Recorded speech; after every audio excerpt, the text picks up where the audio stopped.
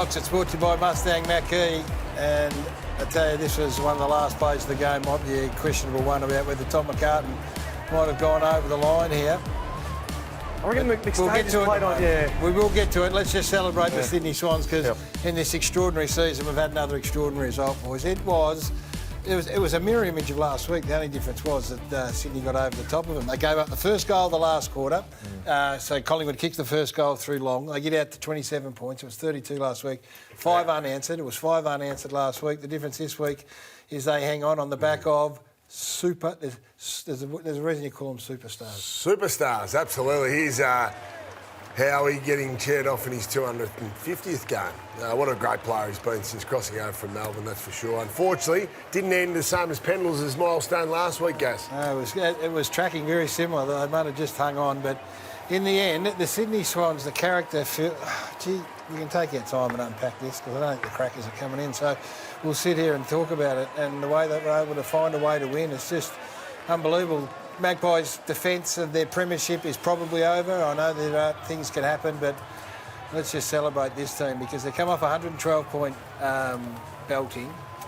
For much of the night, they were as plain as a Murray biscuit. They could not get anything happening. And then what happens is the chocolate got poured over it by Heaney, Heaney and Warner. With a bit of sprinkling of Parker and Gould. Into the centre square, yeah. They didn't look like it, did they? Plain. Time, yeah. But isn't that our season?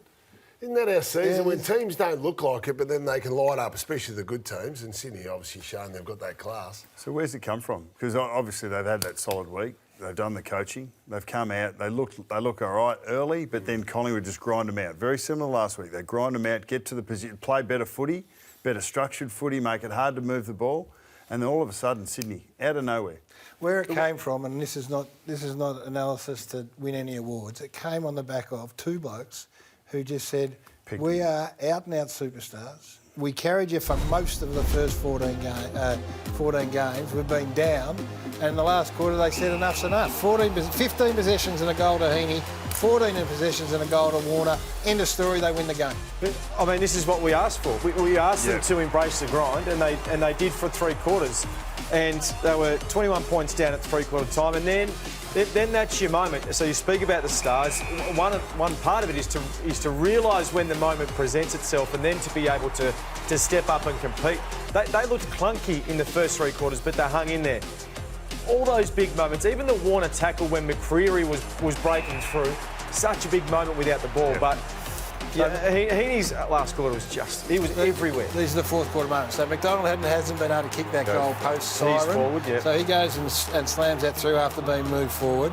The Hayward mark, I know, was a fantastic mark on the back of a magnificent golden kick, I think it was. Then Chris lets Warner go from one contest to the next, and Warner was able to find a way. At this stage, they're starting to roll. This bloke continues on his merry way, and then it's Heaney who takes the contested mark. So all of a sudden, your cream are taking you where you need to go, and then it needs to be finished, right?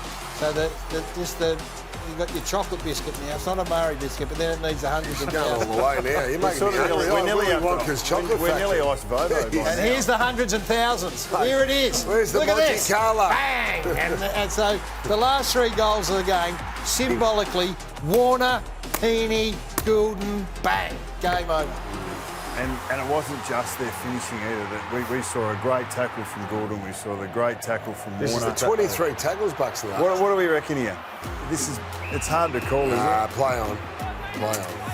He was going back. The umpire had called him back. He was going back, I think, when he played on. Yeah, he's going back. I agree. He was listening to the instructions. He was calling him back. No, yeah, he was saying, come back off the mark, and he was heading back, and then he arced around.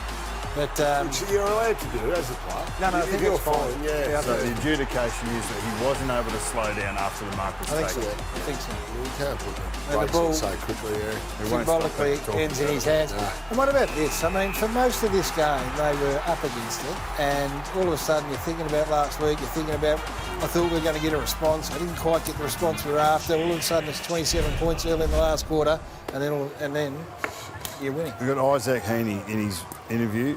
Bit emotional, to be honest. We had to grind it out. We had a good reset. and we had to match them in the contest. And that was all of the things that we were speaking about. And in the end, it has to be done. So that's what the last quarter looked like. Their pressure rating was through the roof. They started dominating clearance, very similar to what Carlton did at the end of the last They played a bit week's tight, game. Bucks. Does that add to that? So No they doubt. look energised. They play a bit tight in the first three quarters. A team that's under huge pressure. Well, Heaney hit the post on the goal that he'd normally kick, and then missed the snap that he'd normally get.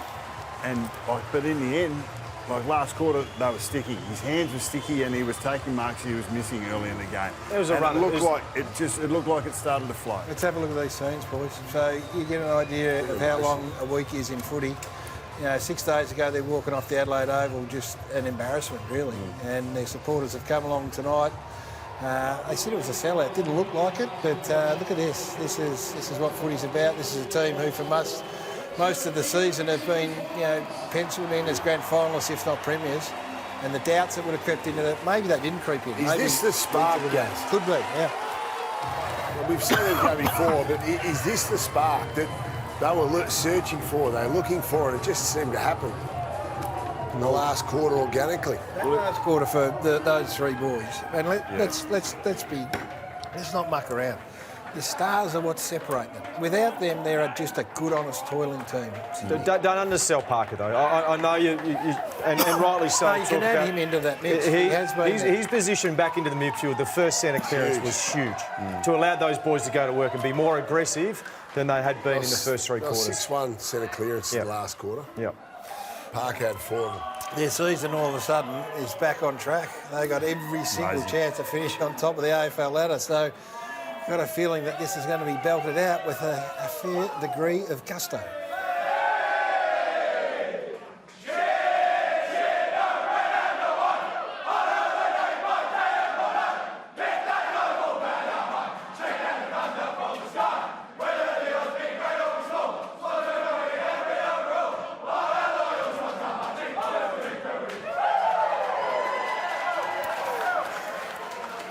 So last quarter numbers, just again, plus 11 for clearances, the Swans, plus 5 for centre clearances, which is a bit of Luke Parker going in there. 4 goals from stoppage and a pressure rating of 209, and now they're back on top of the ladder. 22 tackles as well. So the tackling count in the fourth term was reminiscent of what Sydney have become. Brownie called for that 3/4 time, and they responded. It was the Bloods culture back. It wasn't there all day, but it was there at the end, and this man was pivotal to it. His name's Luke Parker. He hasn't been there all year, but by hell, they're happy he was there today. Lukey, well done, mate. That was a special win. Yeah, it was incredible, fellas. One for the ages. Sometimes you got to find a way, and we didn't play our best football all day, but look, the boys dug deep. They stayed composed, and there were some big moments that last quarter. So look, we'll take it. We'll keep working on it. But look, we needed to dig ourselves out of that hole, and it was nice to get over the line. Yeah, congratulations, Luke. You were mighty, especially that last quarter. When did the message come to you that you're going into the midfield, or did you go up the horse at 3/4 time and said, throw me in there? No, they came to me to get a part of that mid-rotation. So I was doing a little bit of a job early and playing deep and trying to help out with the forwards. So, did that, got the call up, and look, the boys just stood tall in that last quarter. I think everyone took their moment. That's what you want. So, look, the gutsy win. Luke, a lot of things that you'd planned through the week. I mean, your role on Jeremy Howe looked to work relatively well, but you just couldn't find that spark to go and attack with, and all of a sudden it come out of nowhere in that last 15 minutes. Is that, that's the reason you play the game, isn't it? Where did that energy come from, and how do you take this with you in the next couple of weeks? Well, I think you just got to keep finding a way, and probably in those moments over the year we've got a bit overwhelmed or rushed it a little bit and tried to win within 30 seconds or a minute, and we kind of, after 1 goal, 2 goals, the boys just kept reiterating that we don't have to win straight away. We just keep plugging away and keep just staying composed and playing to our roles and keep thinking through the scenarios. And they threw up a few things in the end, and we're able to think our way through, and that's what stands up in big games. Parks, how's the week been? We understand you had a bit of time away from the club in what was an embarrassing loss against Port Adelaide. You're obviously feeling different emotions now. How was the week, and what was your role in trying to get this side back on to perform tonight?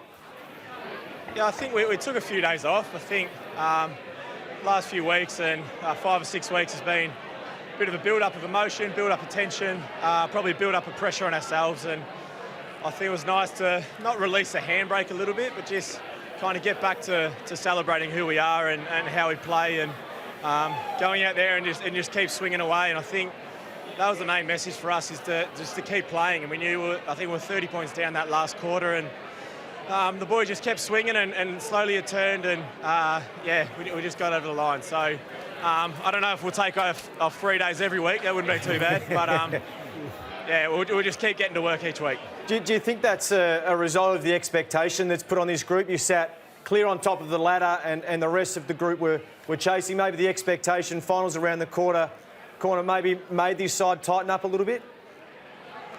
Oh, a little bit. I think, look, individuals, we've got our own stories, and I think it was kind of a little bit of a reset to get out of our own heads, get back to really celebrating each other, and bringing that love, and that's what we did. So, look, the energy was up and about tonight. The crowd was right behind us, and going forward, that's got to be front of mind for us. So there's still a lot of work to do, a lot of improvement to do, but it's nice to get one win under the belt, give ourselves a little bit of that pressure valve, release that, and just go to work for the remainder of the season. Luke, you've been a part of this Sydney side, the Bloods culture, for a long period of time. You've been coached by John Longmire for a long period of time. Do you think that you would have this situation would have been handled the way it has been this week 5 years ago or 10 years ago? It's pretty different, isn't it? Yeah, it is different. I think that's the evolution of our group, and I think the core values don't change. Like, obviously, look, it was a pretty hard, I guess, brutal way of football back in the day, and you slowly adapt to that. But I think the core things of contested football, tackle, pressure, that's what stands up, and you go about it a little bit differently these days. But I think the last quarter, as you said, there was 22 tackles, some big moments. So I think that's what, when you talk about the Bloods culture, that's what it's about. You adapt, but the core values of just standing up in a moment, taking your moment, not giving up is what we're about. We'll let you go and enjoy it, mate. Well done. Fantastic result.